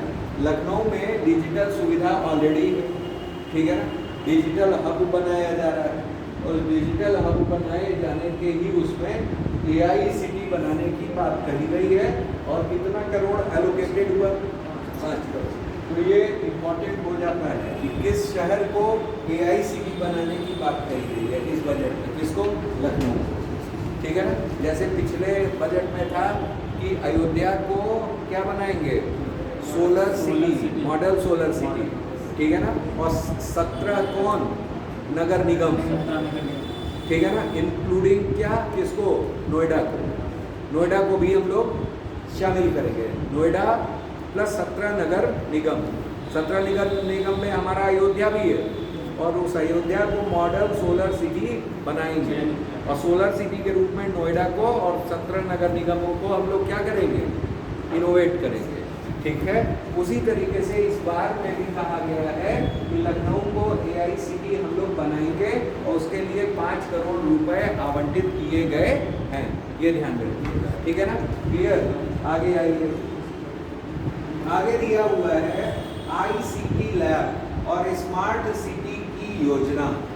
ICT लैब, ठीक है ना, ICT लैब और स्मार्ट सिटी की योजना। उसके बाद है क्या, सेंटर ऑफ एक्सीलेंस की स्थापना की योजना। सेंटर ऑफ एक्सीलेंस मतलब उसी क्षेत्र में, साइबर क्षेत्र में, ठीक है ना, सेंटर ऑफ एक्सीलेंस की स्थापना की योजना। अब आइए, हमारा दिया हुआ है क्या, नगर निकाय और शहरों का विकास। मेनली आप साइबर वाले में यही जानिएगा, क्या AICT बनाना है और लखनऊ को AICT के रूप में क्या करना है, विकसित करना है, ठीक है ना, क्लियर। आगे आइए, वही इंपॉर्टेंट उसमें है जो प्रीलिम्स के दृष्टि से दिख रहा है, बाकी सब तो आप इसमें लिखेंगे। आगे आइए, नगर निकाय एवं शहरों का विकास कैसे हो, ठीक है ना। प्रत्येक नगर निकाय के लिए कितना, 2.5 करोड़ यानी 2.5 करोड़ रुपए का बजट, ठीक। 58 नगर निकायों का विकास किया जाएगा, ठीक है ना, क्लियर। उसके बाद NCR का मतलब है नॉन कैपिटल रीजन, ठीक है ना। नॉन कैपिटल रीजन में आप जान रहे हैं कि हमारे 3 राज्य आते हैं, ठीक है ना, प्लस दिल्ली NCR कहा जाता है। दिल्ली NCR, एक दिल्ली है, एक हरियाणा है, एक उत्तर प्रदेश है और एक हमारा क्या है, राजस्थान, ठीक है ना, क्लियर। इन चारों के अलग अलग जिले आते हैं जो दिल्ली रीजन से सटे हुए हैं, इसी वजह से कहा जाता है national capital region, national capital region. इसी की तर्ज पर उत्तर प्रदेश में लखनऊ कैपिटल है, ठीक है ना, तो लखनऊ कैपिटल के रीजन, उस पर स्टेट कैपिटल रीजन बनाया गया। क्या बनाया जा रहा है, स्टेट कैपिटल रीजन, ये ध्यान रखिए, ठीक है ना। क्या बनाया जा रहा है, स्टेट कैपिटल रीजन, ठीक। स्टेट कैपिटल रीजन भाई NCR में हमारा दिल्ली, हरियाणा, राजस्थान, उत्तर प्रदेश, जो दिल्ली के आसपास के हैं तो वो कौन हो गए, नेशनल कैपिटल रीजन। इसी तरह हमारा उत्तर प्रदेश की राजधानी कौन है, लखनऊ, तो लखनऊ के इर्द गिर्द जो लखनऊ के कैपिटल मतलब स्टेट कैपिटल कौन है, लखनऊ, तो स्टेट कैपिटल रीजन के इर्द गिर्द आते हैं, उनमें कौन आ जा रहा है, ये, ठीक है ना। मतलब ये कौन है, ये वो जिले हैं जो ठीक लखनऊ मंडल में आते हैं लगभग, ठीक है ना। एक है लखनऊ स्वयं, हरदोई, सीतापुर, उन्नाव, रायबरेली, बाराबंकी, ठीक है ना, क्लियर, ये ध्यान में रखिएगा, ठीक। अच्छा, ये कोई बताएगा कि उत्तर प्रदेश में कुल कितने जिले हैं, मतलब कुल कितने मंडल हैं, जिसमें 6 जिले हैं,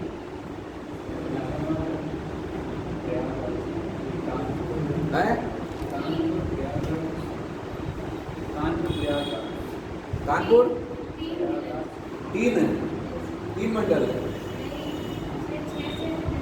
हाँ, 6 जिले हैं तो कितने मंडल है, 3 मंडल। कौन, मेरठ, लखनऊ और प्रयागराज, कंफर्म हो बेटा।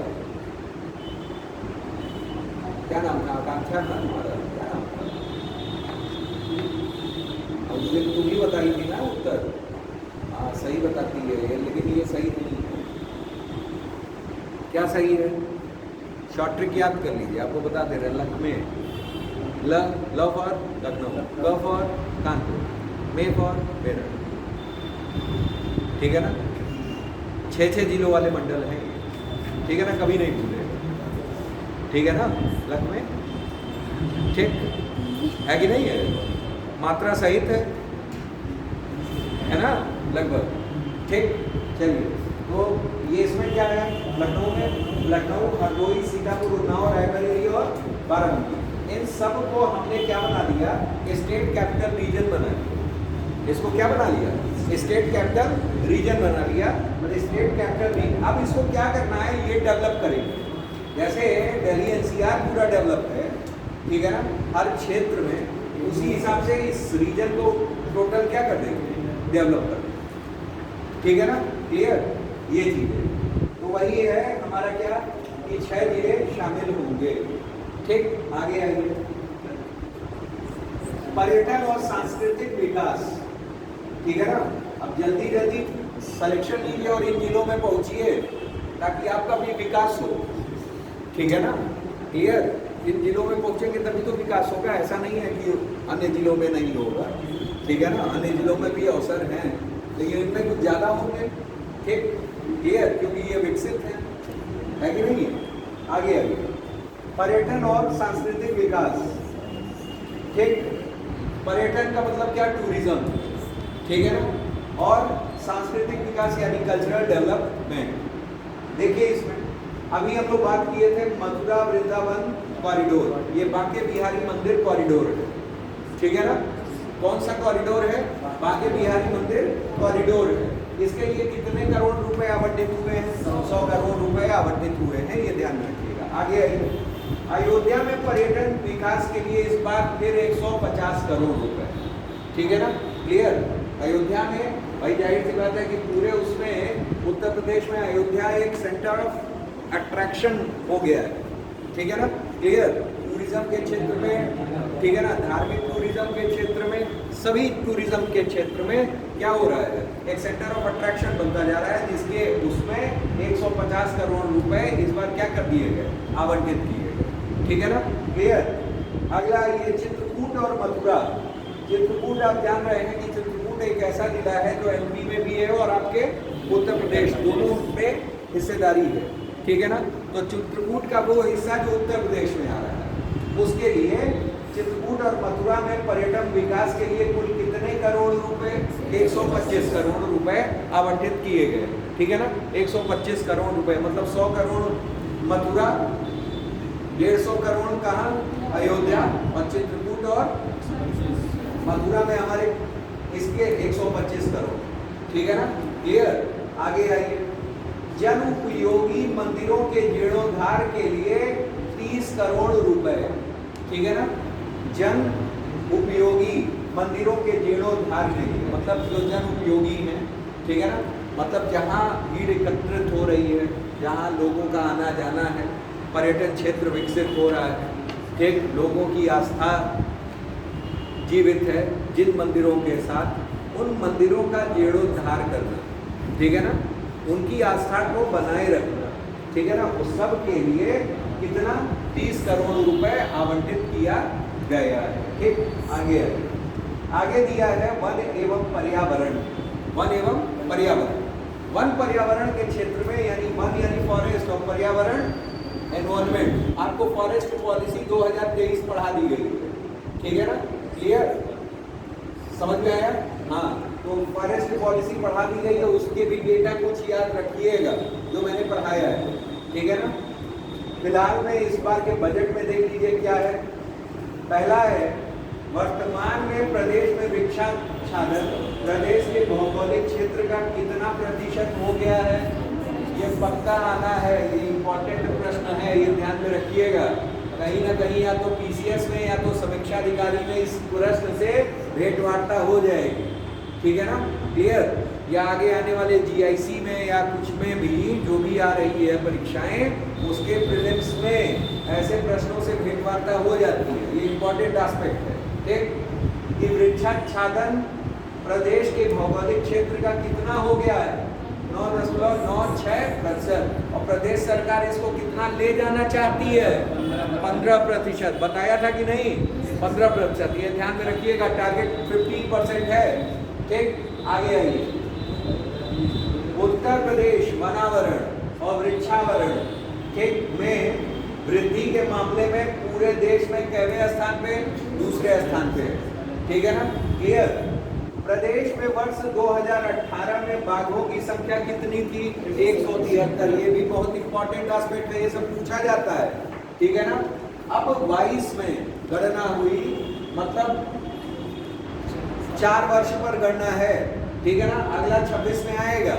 ठीक है ना, तो 26 में जो गणना होगी उसमें देखा जाएगा जो भी है, लेकिन फिलहाल में 22 की गणना के हिसाब से आपको याद रखना है कितना चल रहा है, 205। ठीक है ना, क्लियर? 18 में 173 और 22 में कितना 205, ये याद रखिएगा। उसके बाद आइए, उसके बाद दिया है गोरखपुर में देश का पहला गिद्ध जनजाति केंद्र स्थापित किया गया है। ठीक है ना? क्लियर? कुछ दिनों पहले ये जो केंद्र था ये महाराजगंज साइड में सुनने में आ रहा था। ठीक है ना? चूंकि गोरखपुर सटा हुआ है, ठीक है ना, लेकिन फिलहाल में अब क्या है, ये देश का पहला गिद्ध जनजाति केंद्र खोला जा रहा है। और कहाँ खोला जा रहा है? गोरखपुर में खोला जा रहा है। ठीक है? गोरखपुर में उत्तर प्रदेश वानिकी एवं औद्योगिक विश्वविद्यालय की स्थापना होगी। ठीक है ना? क्लियर? औद्योगिक, ठीक, वानिकी और औद्योगिक का मतलब उद्यान से संबंधित। किससे संबंधित है? उद्यान। ठीक है ना? तो औद्योगिक विश्वविद्यालय की स्थापना की जाएगी। ठीक है ना? उद्यान का मतलब क्या? गार्डन। ठीक है ना? गार्डन्स, तो बॉटेनिकल गार्डन्स हो गए या वानिकी यानी फॉरेस्ट्री से रिलेटेड विश्वविद्यालय की एक स्थापना की जाएगी। कहाँ? गोरखपुर। ठीक है ना? क्लियर? गोरखपुर के आसपास देखा जाएगा जहाँ वन क्षेत्र है वहीं उसी में हो सके विश्वविद्यालय बना दिया जाए। ठीक है ना? क्लियर? समझ में आया? चलिए आगे आइए। ये तो ओवरऑल आपका बजट था। अब कुछ बजट के की पॉइंट्स हैं, उनको देख लीजिए कि कौन कौन से की पॉइंट्स हैं। ठीक, दिया हुआ है बजट ऑफ ₹808 यानी 8,08,736 करोड़ रुपए। ठीक है ना? Was presented in Uttar Pradesh for the financial year 25-26। ठीक है ना? क्लियर? मतलब इस बार जो अलोकेटेड किया गया है वो कितना किया गया है? 8,08,736 करोड़। ये की पॉइंट्स है, याद रखना है। आगे आइए। This is 9.8 more than the budget of financial year 24-25। ठीक है ना? 24-25 के कंपैरिजन में इस बार का बजट 9.8% क्या है? ज्यादा है। ठीक है ना? क्लियर? 9.8% क्या है? मोर है देन लास्ट फाइनेंशियल ईयर। आगे this is the fourth budget of the Yogi 2.0 government. ठीक है ना? Clear? And the biggest budget of UP so far, अभी तक का, सो फार यानी अभी तक का सबसे बड़ा बजट है। ठीक है ना? और योगी 2.0 यानी जो दूसरी बार सरकार बनी है उसका कहवा चौथा बजट है। ठीक है ना? ये ध्यान में रखना है। ठीक, आगे आइए। द फिस्कल डेफिसिट, अभी मैंने बताया राजकोषीय घाटा। ठीक है ना? एफआरपीएम अधिनियम यानी एफआरपीएम एक्ट के हिसाब से 3.5 होना चाहिए, लेकिन उससे कम है। कितना चल रहा है? 2.97। ये हमारा फिस्कल डेफिसिट है। आपको ये याद करने की आवश्यकता नहीं है, आपको केवल यही डेटा ज़्यादा पूछा जाता है, ये ध्यान रखिए। ठीक है ना? तो इस समय राजकोषीय घाटा यानी फिस्कल डेफिसिट जो हमारा चल रहा है वो कितना चल रहा है? 2.97% चल रहा है। ठीक है ना? ये ध्यान में रखिएगा। और कितना होना चाहिए? 3.5 होना चाहिए। ठीक है ना? क्लियर? आगे दिया हुआ है द टोटल डेप्थ यानी ऋण। ठीक है ना? On the government so far has increased to rupees इतना crore. The depth in 24-25 was ₹8.16 lakh crore. ठीक है ना? पिछली बार कितना था? 8.16 था। इस बार कितना है? 9.03। इस बार कितना है? 9.03 है। मतलब उसमें भी क्या हुआ है? वृद्धि हुई है, बढ़ी है। ठीक है ना? क्लियर? आगे आइए। जीडीपी, ये इंपॉर्टेंट है, ये ध्यान में रखिएगा। GDP of Uttar Pradesh is estimated to be ₹27.51 lakh crore. ठीक है ना? ये जीडीपी एस्टिमेटेड है, अनुमानित है। ठीक है ना? एस्टिमेटेड है कितने के लिए? फाइनेंशियल ईयर 2025 के लिए। ठीक है ना? कितना? 27.51 लाख करोड़, 27.51 लाख करोड़, ये याद रखिएगा, ठीक है ना। क्लियर? इतना आगे आइए। According to RBI, Uttar Pradesh has the highest share in tax receipt among all state in the country. मतलब टैक्स कलेक्शन में, ठीक है ना, उत्तर प्रदेश क्या है? नंबर 1। टैक्स कलेक्शन में अगर देखा जाए तो हमारा उत्तर प्रदेश क्या है? नंबर 1। ठीक, आगे आइए। अब दिया हुआ है द फॉलोइंग एलोकेशंस, एलोकेशंस यानी आवंटन, ठीक है ना, are made to the various sectors. हमने बताया था, अभी सब आपको याद करवाया है। एक नजर आखिरी में इसको देख सकते हैं, जब PDF आपके पास होगा तो आखिरी में एग्जाम में जाने से पहले एक बार देख सकते हैं, मेन पॉइंट सही, ठीक है ना। क्लियर? दिया हुआ है इंफ्रास्ट्रक्चर डेवलपमेंट, इंफ्रास्ट्रक्चर डेवलपमेंट यानी अवसंरचना विकास में जो है वो 22% ऑफ द टोटल बजट, ठीक है ना, एंड दैट इज हाईएस्ट। ये क्या है? हाईएस्ट है, ठीक है ना, in comparison to all projects, ठीक है ना। क्लियर? ऑल एरियाज या सेक्टर्स, किसी भी सेक्टर में सबसे ज्यादा कौन है? हाईएस्ट, यही है infrastructure development, 22% of the total budget, ठीक, हाईएस्ट है। आगे आइए, एजुकेशन। एजुकेशन में कितना है भाई? 13%। शिक्षा में 13% खर्च किया गया है, ठीक है ना, कि पढ़ेंगे बच्चे तभी नाम रोशन करेंगे, ठीक है ना, उत्तर प्रदेश का। आगे आइए, एग्रीकल्चर एंड एलाइड सर्विसेज, ठीक है ना, यानी कृषि और संबद्ध क्षेत्रों का, एलाइड सेक्टर्स जो भी हैं उनमें कितना? 11% बजट एलोकेटेड है। उसके बाद हमारा है मेडिकल एंड हेल्थ में, ठीक है ना, मेडिकल सुविधाओं में और स्वास्थ्य सुविधाओं में अगर देखा जाए तो 6% ऑफ द टोटल बजट, ठीक है ना। क्लियर? और उसके बाद सोशल सिक्योरिटी प्रोग्राम्स, उसमें कितना? 4%, ठीक है ना। तो ये क्रम है, हायरार्की है, जिसको याद रखिएगा कि सबसे ज्यादा कहाँ? इंफ्रास्ट्रक्चर, उसके बाद एजुकेशन, उसके बाद हाँ, उसके बाद मेडिकल, उसके बाद सोशल सिक्योरिटी। इसको आप लोग याद कर सकते हैं सीम्स से, SEAMS, SEAMS, देख लीजिए।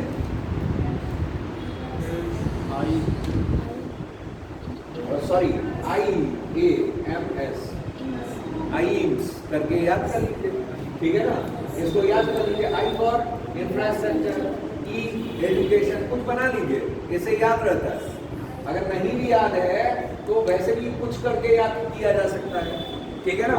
क्लियर? बढ़िया से इन चीजों को याद रखिएगा। ये एग्जाम में पूछ देते हैं कि भाई बताओ, आप पेपर उठा करके लास्ट ईयर्स के देख लो, एलोकेशंस पूछे गए हैं और पूछा गया कि इस क्षेत्र में सबसे ज्यादा कहाँ, सबसे ज्यादा कहाँ, सबसे कम, ये सब चीजें पूछ ली जाती हैं, ठीक है ना। हाँ, चलिए आगे आइए।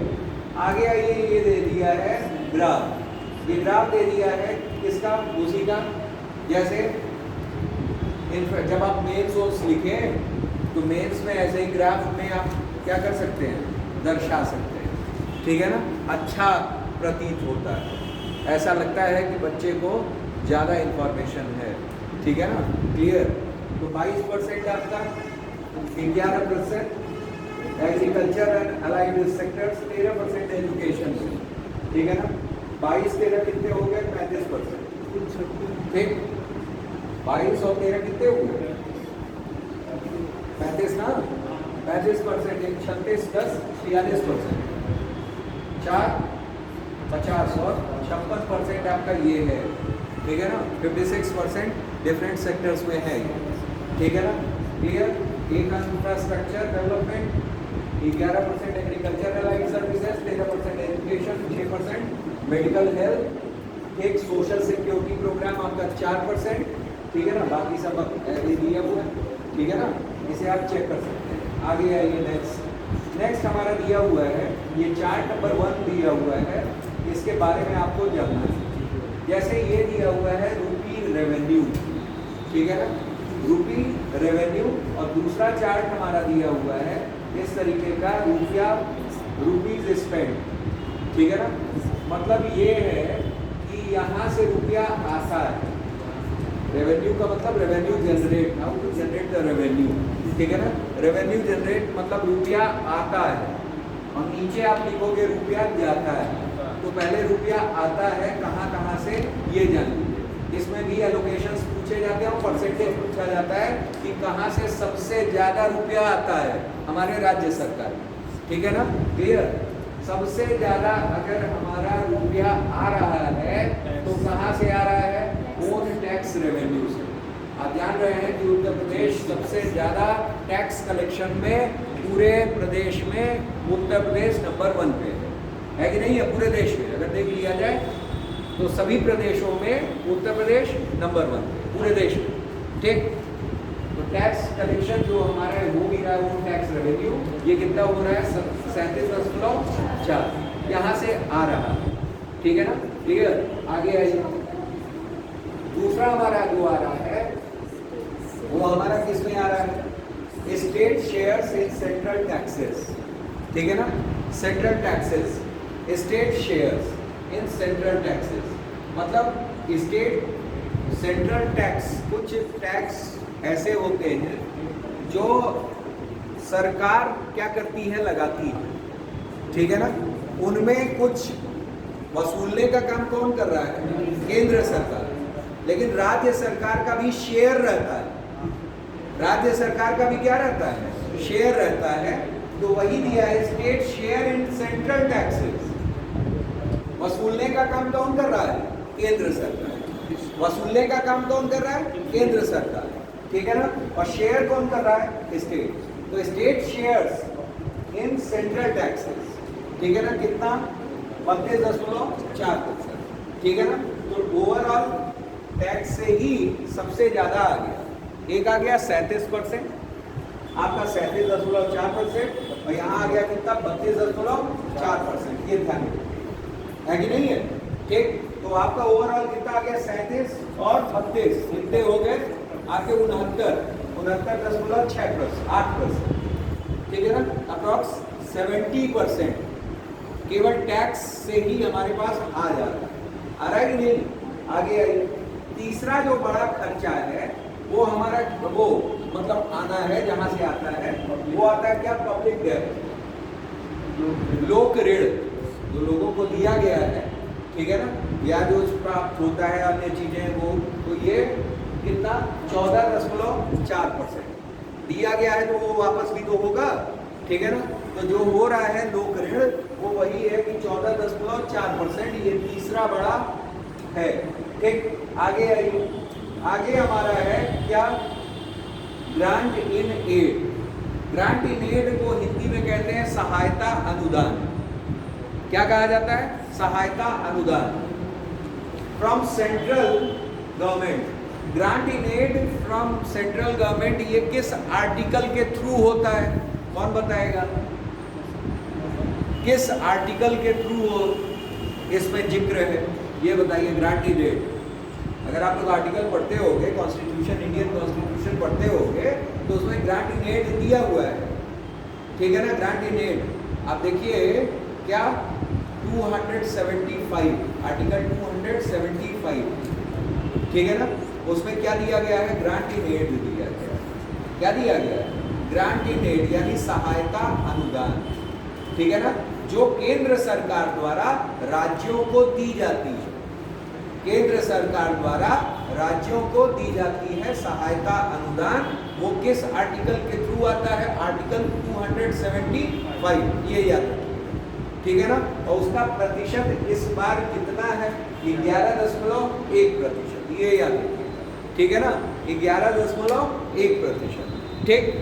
आगे आते हैं, आगे हमारा दिया हुआ है क्या, अगला कहाँ से, अगला हमारा नेट पब्लिक अकाउंट, ठीक है ना, सॉरी नॉन टैक्स रेवेन्यू, ठीक है ना, जो बिना टैक्स वाले रेवेन्यूज हैं, जनरेट हम लोग कर रहे हैं, ठीक है ना, बिना टैक्स के, ठीक है ना। तो टैक्स के अलावा भी कई रेवेन्यू जनरेशन का जरिया है, ठीक है ना। जैसे हम लोगों का रजिस्ट्री डिपार्टमेंट कर रहा है, स्टाम्प, ठीक है ना, ये सब, तो वो सब टैक्सेस में तो आते नहीं है, ठीक है ना। वो सब किस में आएगा, वो सब शुल्क में आएगा, ड्यूटीज में आएगा, और दुनिया भर की चीज़ें हैं। रेवेन्यू जनरेट, वो भी तो रेवेन्यू है, ठीक है ना, क्लियर। अभी आप किसी का रजिस्ट्री करवा रहे हैं, जमीन का रजिस्ट्री करवा रहे हैं, तो वहाँ भी क्या होता है, रजिस्ट्री चार्जेस होते हैं, स्टाम्प ड्यूटी होती है, वो स्टाम्प ड्यूटी आपको देनी है कि नहीं, तो वो तो that one particular is not a tax, वो तो हमारा टैक्स है नहीं, ठीक है ना। लेकिन रेवेन्यू जनरेट हो रहा है, ठीक है ना, तो रेवेन्यू जनरेट हो रहा है, तो जाहिर सी बात है कि हम लोग उसमें रेवेन्यू जनरेट कर रहे हैं, और ये क्या है, नॉन टैक्स रेवेन्यू है, ये कितना है, 3.1%, ठीक है ना। उसके बाद हमारा आता है क्या, उसके बाद आता है नेट पब्लिक अकाउंट, ठीक है ना, नेट पब्लिक अकाउंट। और फिर फाइनली आप आएगा क्या, recovery of loans and advances, ठीक है ना, रिकवरी ऑफ लोन और एडवांसेस। रिकवरी हम लोग कर रहे हैं लोन की, जो हम लोगों ने लोन दिया है, ऋण दिया है, ठीक है ना, और एडवांसेस दिया, एडवांस में किसी को दिया है उसको ले रहे हैं, तो मतलब ओवरऑल ये चीजें हो गई, ठीक।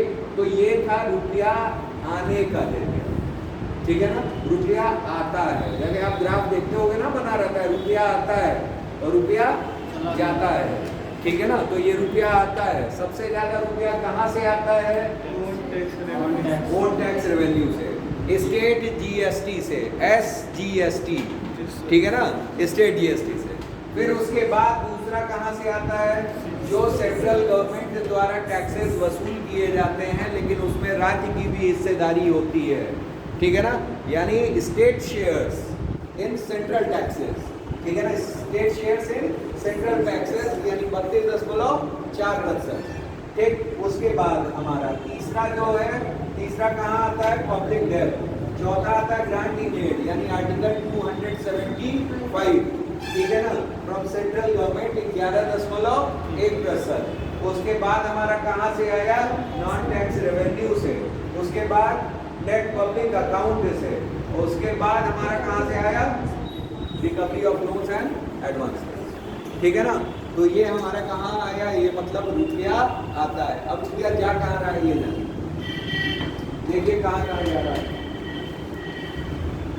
सरकार कहाँ कहाँ खर्च कर रही है। देखिए सबसे ज्यादा खर्चा सरकार कहाँ करती है, अगर पूछा जाए तो सबसे ज्यादा कहाँ, कैपिटल आउटलेस में,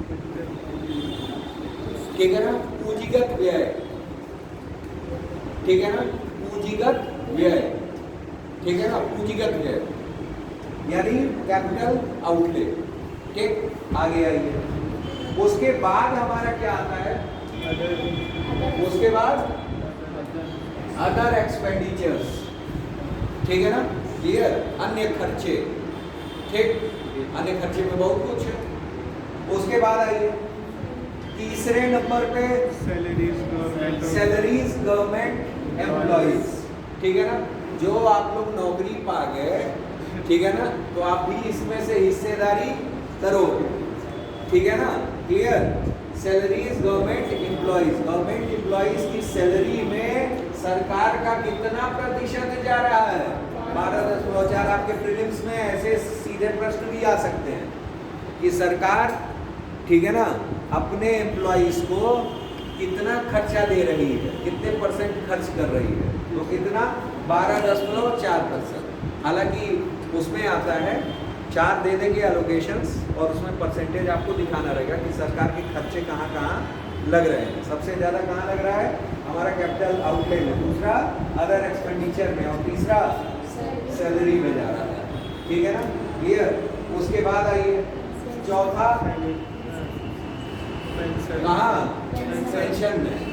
भाई जो सैलरी एम्प्लॉइज रिटायर हो चुके हैं वो कौन है, पेंशनर्स है। अब पेंशनर्स को पेंशन भी तो चाहिए, इसी वजह से सरकार क्या कर रही है, पेंशन मुक्त भारत, ठीक, क्लियर, समझ में आया, ताकि उतना प्राइवेट और गवर्नमेंट में भेद ना किया जा सके, ठीक है ना, क्लियर, सब बराबर। लेकिन फिर भी चाहत किसकी ज़्यादा है, ठीक, और ये चाहत कम होगी नहीं, है कि नहीं है, चलिए आगे आइए। तो पेंशन कितना, 11.2%। ठीक, आगे आइए। उसके बाद हमारा सैलरी एडेड इंस्टीट्यूशन, ठीक है ना, सैलरी एडेड इंस्टीट्यूशंस, यानी जो भी सैलरी प्राप्त कर रहे हैं इंस्टीट्यूशंस, ठीक है ना, मतलब सरकारी सहायता से जो इंस्टीट्यूशंस चल रहे हैं, ठीक है ना, क्लियर, सरकारी अनुदान से, तो कितने 9.8% उसमें खर्चा जा रहा है, ठीक है ना, क्लियर। आगे आइए, आगे कहाँ बचा, उसके बाद हमारा है इंटरेस्ट, ठीक है ना, इंटरेस्ट यानी ब्याज, सरकार ब्याज चुकाने में भी, ठीक है ना, मतलब जहाँ से लोन लिया है, ठीक है ना, ब्याज तो चुकाना ही है, तो उन जगहों पे इंटरेस्ट चुकाने में 7.9% दे रही है, ठीक है ना, क्लियर। आगे आइए, अगला जो हमारा है वो है रीपेमेंट ऑफ लोन्स, ठीक है ना, रीपेमेंट ऑफ लोन्स, लोन्स यानी ऋण प्रदान करना, पुनर्ऋण, ठीक है ना, कर्ज माफी है, कर्ज माफी एक तरीके से कह सकते हैं, लेकिन रीपेमेंट फिर से देना हर साल दिया जा रहा है, ठीक है ना, तो कितना 6.4%। उसके बाद आइए, उसके बाद हमारा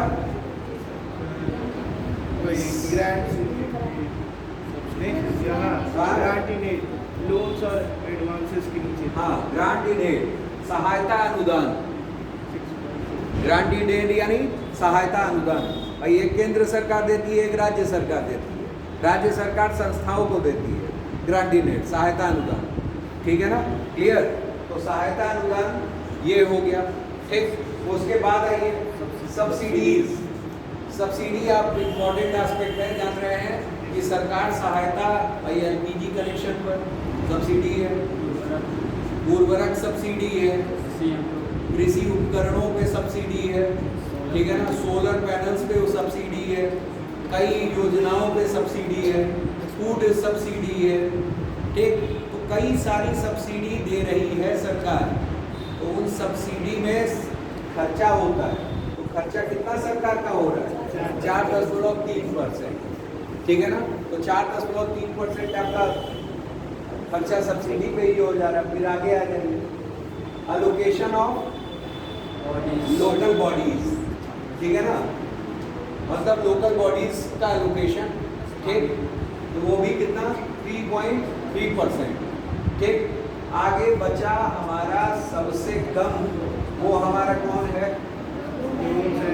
लोन्स और एडवांसेस, ठीक है ना, लोन और एडवांसेस पे सरकार सबसे कम यानी 1.1% खर्च कर रही है। तो मतलब अगर खर्च करने के 4 दे दिए जाए आपको, तो आपको क्रम लगा लेना है, ये ना ध्यान दीजिएगा कि सबसे पहले यही आ जाए, ऐसे भी दे सकते हैं चर्चित वाले, जैसे पहला दे दिया क्या सरकार ने ये दे दिया सैलरी, दूसरा पेंशन, तीसरा ग्रांट इन एड और चौथा सब्सिडी, ठीक। तो क्रम ही यही है कि सैलरी पे सबसे ज़्यादा, फिर पेंशनर्स को पेंशन और सैलरी में सरकार का चला जा रहा है कितना, मतलब 23%, लगभग 25%, 1/4 सरकार का सैलरी और पेंशन में ही चला जा रहा है, ठीक है ना, क्लियर। बाकी सब्सिडी में चला जा रहा है, और सहायता अनुदान से जो संस्थाएं चल रही हैं उनमें भी 10% ही जा रहा है, देखिए जा रहा है कि नहीं। तो सरकार ने अपना सारे खर्चे का ब्यौरा आपके सामने प्रस्तुत कर दिया है, अब सरकार को दोष मत दीजिएगा, ठीक है ना, क्लियर, सारे ब्यौरे आपके पास है। आगे आइए, आगे अब कुछ रहा नहीं बताना, ठीक है ना, क्लियर। तो ये आपका क्या रहा, उत्तर प्रदेश बजट, ठीक है ना। आप लोगों को